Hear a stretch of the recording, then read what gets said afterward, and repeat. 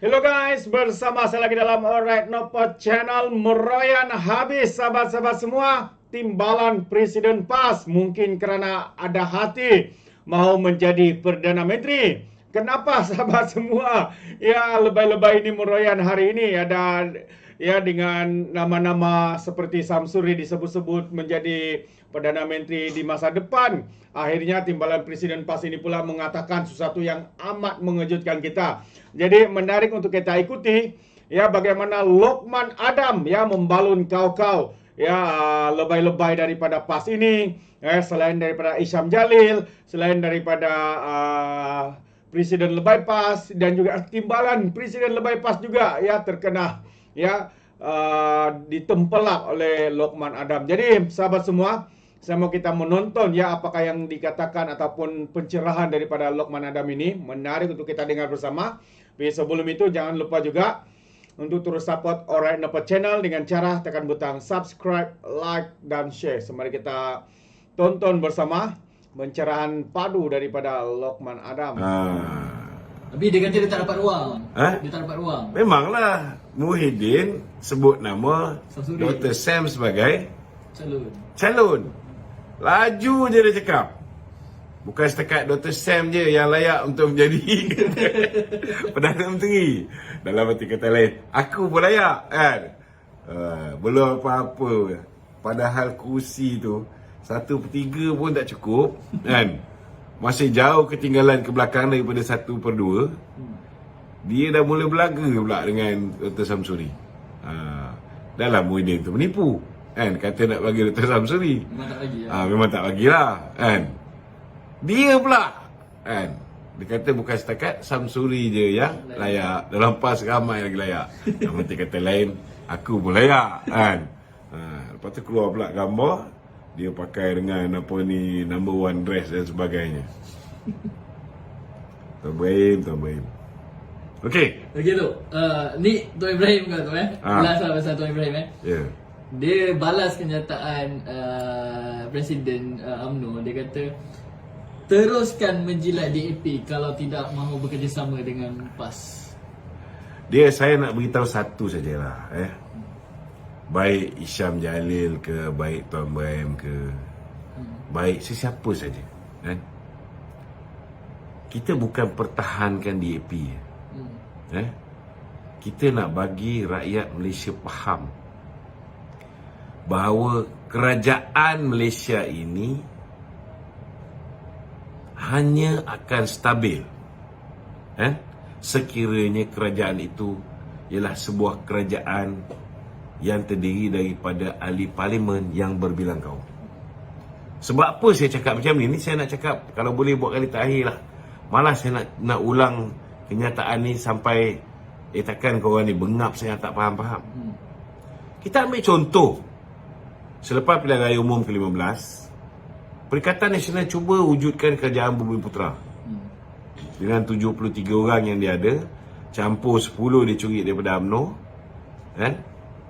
campur 23 orang yang diakal daripada GPS, dengan menipu kata kononnya BN dah bersedia untuk bersama dengan mereka, dengan 6 orang yang diyakinkan daripada GRS. Berapa jumlah ahli parlimen dia? 115 saja. Bagaimana 115 orang yang kononnya kerajaan Bumi Putera, kerajaan Melayu ni nak stabil dalam keadaan itu pun dalam tu ada juga non-Malaysia dalam keadaan bila dia ada 114 pun kerajaan tu tumbang. Kerajaan Muhyiddin tumbang. Ada 126 kerajaan Mahathir tumbang. Kerajaan Ismail Sabri 114 pun tak stabil. Sentiasa berhadapan dengan desakan untuk mempercepatkan proses pilihan raya. Jadi itu pun dah isyarat yang cukup jelas. Masa tu dia ada 115. Sekarang lagi tak ada. 10 orang daripada BN ni confirm 100%. Kalau ikut Susah Agung UMNO, satu orang pun tak akan pergi bersama dengan Perikatan Nasional. Maknanya hari ni kita kena terima hakikat. Kerana apa yang dilakukan oleh Mahathir memecah belahkan orang Melayu. menyebabkan hari ini Parti Melayu tidak boleh dapat sokongan lebih daripada 50%, senang cerita lah. Walaupun kalau ikut pilihan raya umum di pilihan raya di mana ni, di Pelangai, kita PRK di Pelangai kita dapat lebih 52%. Kalau ikut prestasi di Johor juga, prestasi di 6 buah negeri, kita dapat lebih daripada 45%. So, dalam arti kata lain, hari ini untuk bina sebuah kerajaan yang kuat, pertama ada tunjang Parti Melayu, dan kedua ada sokongan daripada yang bukan Melayu sama. So, ramuan ini, ramuan parti yang mewakili orang Melayu, PAS ada 43 orang. Kita tak nafikan PAS ada kelebihan. Okey. UMNO ada 26 orang. Bersatu pun lebih kurang itulah. Berapa? 31. Orang Melayu dah berpecah. Okey. Disebabkan fitnah-fitnah yang dilontarkan pada BN. Mereka berjaya dengan duit yang diorang tabur masa pilihan raya.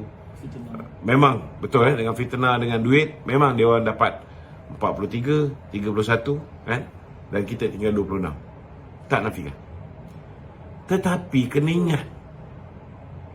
ingat, kalau semua parti Melayu ni pun bergabung, jumlah kita begitulah, 115.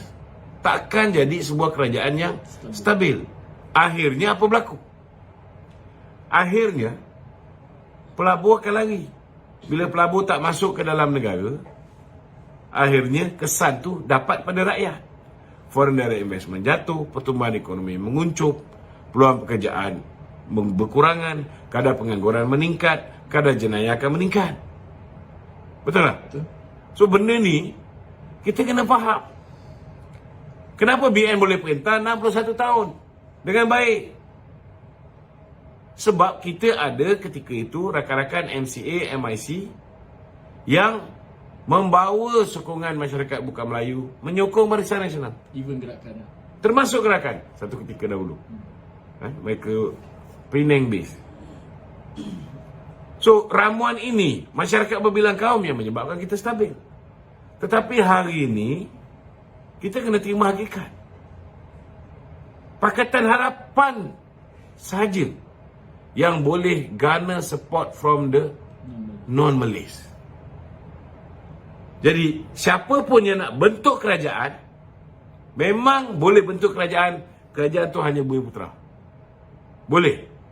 Kalau hari ni UMNO tiba-tiba datang gila babinya, dia percaya balik dengan orang yang tikam dia, yang bunuh dia, yang bully dia. Setelah kita ampunkan PN, kita bagi peluang dia jadi kerajaan, dia tikam kita, dia penjarakan pemimpin kita nak percaya dia balik, kita nak jadi macam KJ dengan macam Hisham Jalil ni, percaya kat geng-geng PN ni. Kalau tiba-tiba lah 30 ahli parlimen BN ni percaya, sokong, boleh. Tetapi ianya akan jadi kerajaan yang hampir semua Bumi Putra dan tidak mewakili keseluruhan rakyat Malaysia. Dan dengan slim majority itu, kerajaan ni bila-bila boleh berubah. Orang gila je yang akan masuk melabur ke dalam negara ni.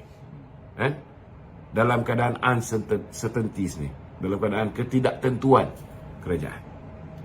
Jadi suka tak suka, rakyat Malaysia perlu sedar kenapa saya hari ni promote untuk BN kekal bersama dengan Kerajaan Pakatan Harapan. Because ini je yang membolehkan kerajaan itu stabil dan nasib rakyat terbela. Agenda rakyat. Terus terang saya cakap, kalau nak kerajaan stabil, sama ada BN bersama dengan PH atau PN bersama dengan PH. Ini realiti. Tak semestinya BN. Kita boleh berada di luar kerajaan. Tak ada masalah. We can be a good opposition. Tak penting. Kalau PN bersama dengan PH, itu lebih baik. We are going to have a very strong government. 156 MPs and 103 from them are Malays, Muslim. Only 53 non-Malays. Tapi peluang yang ada untuk wujudkan sebuah kerajaan yang kuat dan 2/3 daripadanya Muslim Melayu ditolak oleh Perikatan Nasional. Ini bukan salah UMNO. Disebabkan Perikatan Nasional menolak titah baginda tuanku, maka peluang itu diberikan pula kepada Barisan Nasional. Dan Barisan Nasional kita ni daripada dulu kita bersama dengan Raja-Raja Melayu. Bila tuanku titah, kita patuh. Sebelum tuanku titah, rakyat bertitah. Rakyat yang memutuskan tak bagi BN menang, PH menang dan BN menang. Semua tak menang. Maka tak ada pilihan, kena gabung. Tetapi hari ini way forward, untuk masa depan, kena terima hakikat. Siapa juga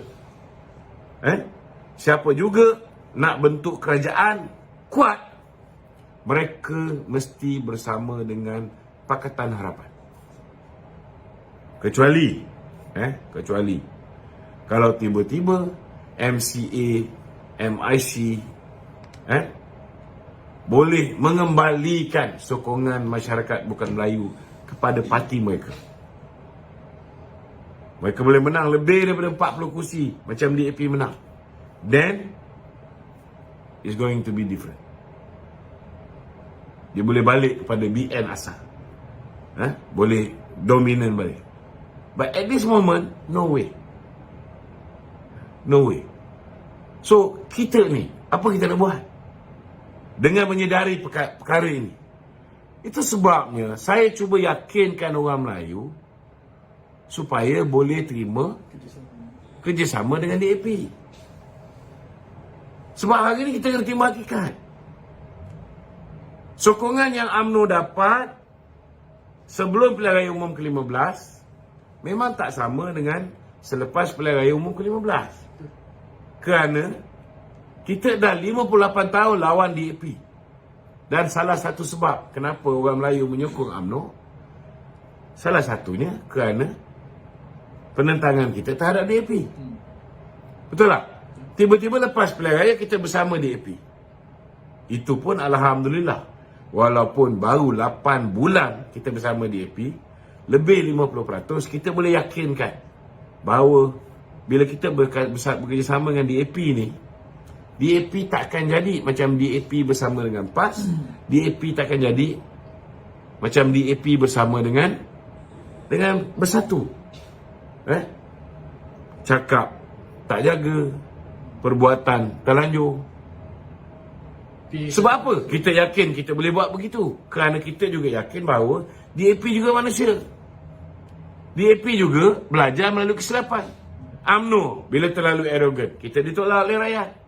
Bila terlalu banyak orang-orang, terutamanya orang-orang yang korup, yang dah melompat pergi Bersatu ni, perbuatan mereka ni tidak digemari oleh rakyat.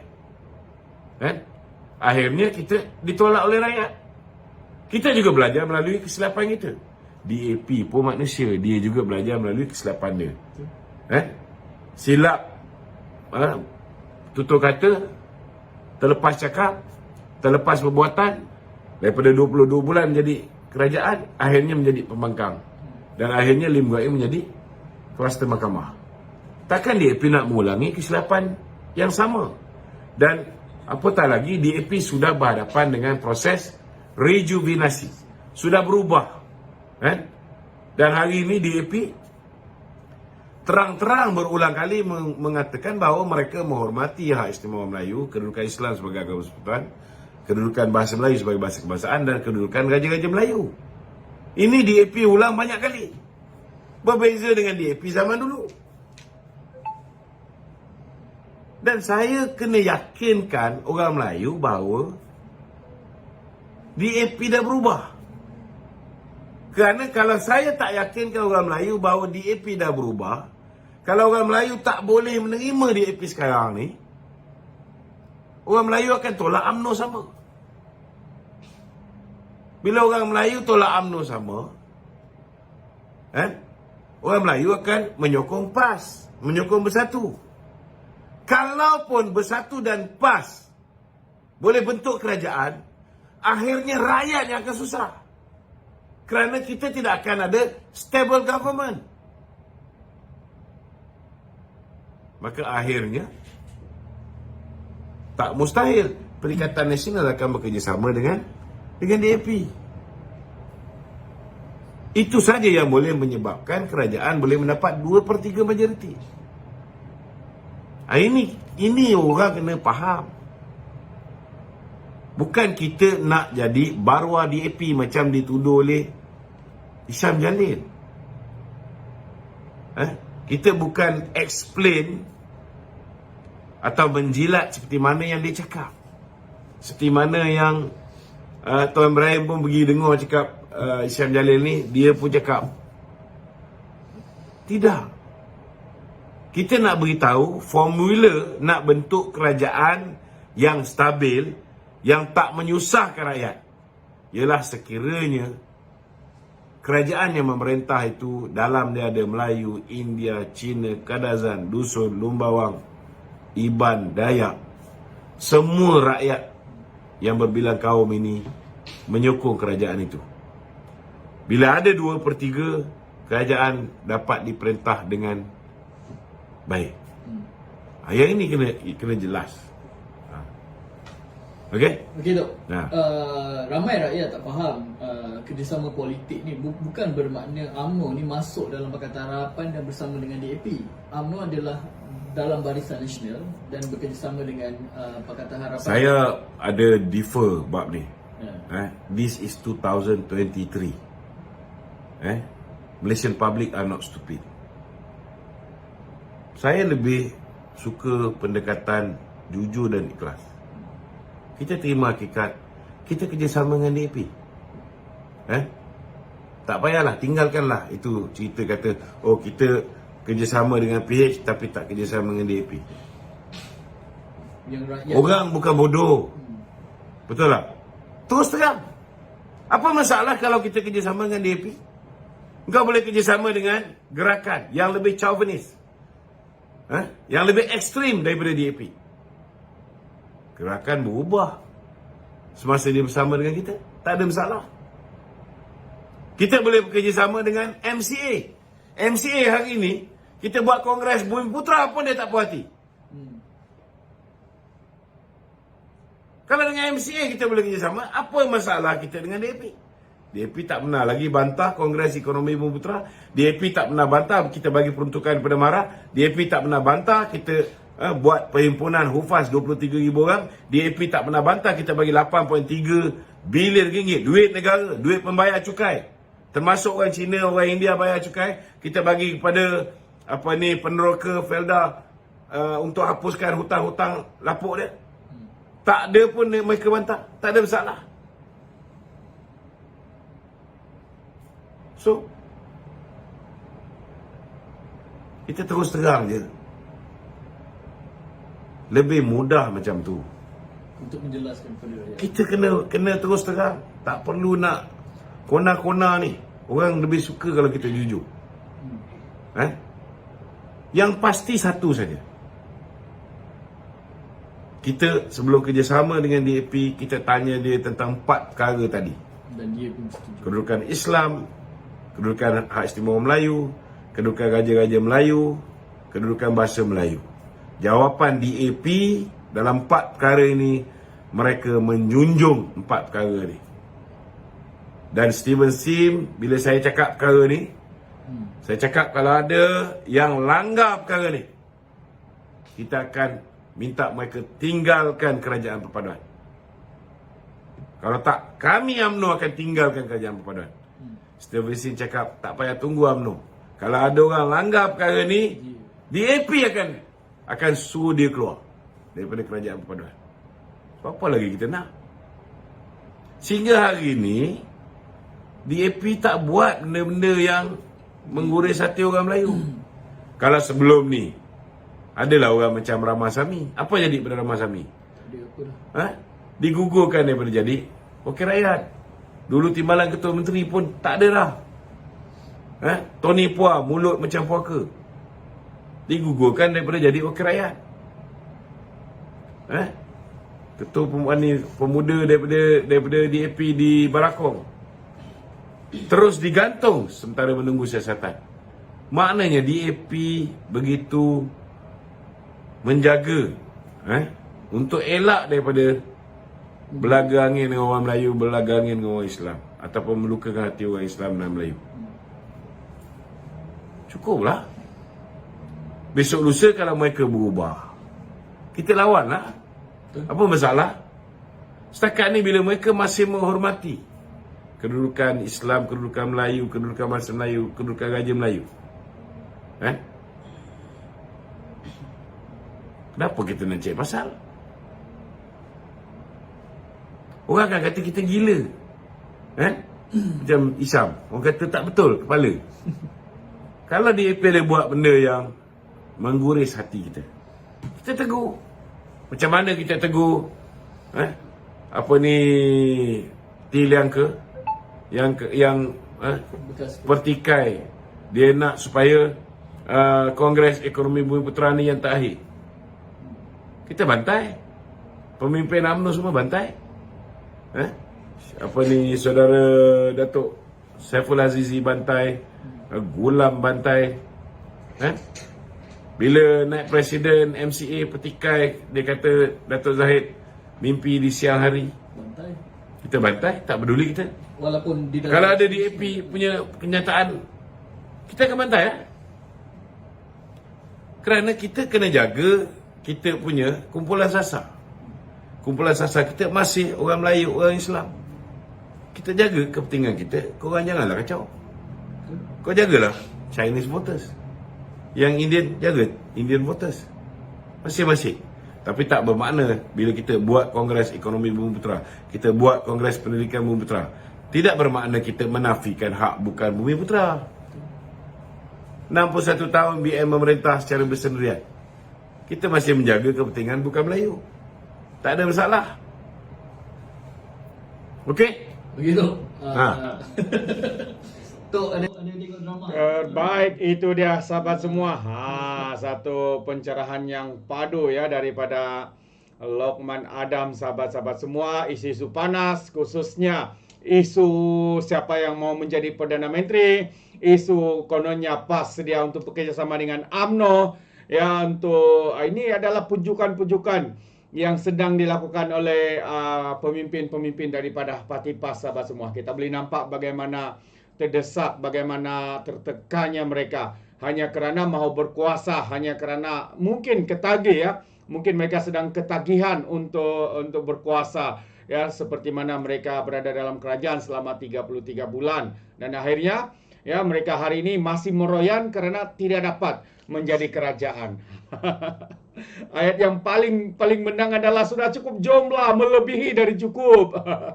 Akhirnya janji-janji palsu, janji-janji manis, harapan palsu diberikan kepada pengundi-pengundi mereka sejak dari bulan 7, bulan 6, bulan 7, bulan 8, bulan 9, bulan 10. Sekarang ini memasuk 2024. Masih lagi mereka bercita-cita untuk menebuk atap. Itulah betapa gilanya, betapa rakusnya pemimpin-pemimpin daripada PAS ini.